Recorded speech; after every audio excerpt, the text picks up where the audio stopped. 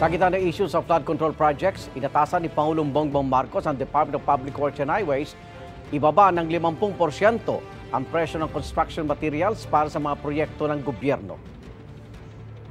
I have directed the DPWH Secretary to bring down the cost of materials by as much as 50%, which will result in savings in the capital outlay, spending of at least 30 to 45 billion pesos.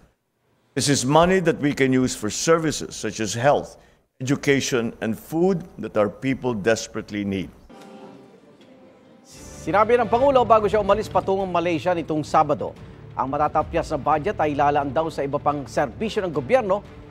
Sangayon naman si DPWH Secretary Vince Dizon sa sinabi ng Pangulo, base raw sa kanilang pagsusuri, talagang malayo ang presyo ng materyales na nakasaad sa government projects kaysa sa presyo sa merkado.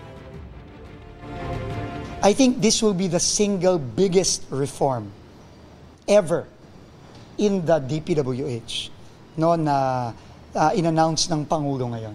At yun ang gagawin natin. In fact, nagsimula na tayo several weeks ago sa pagre-review at pag-benchmark ng mga presyo.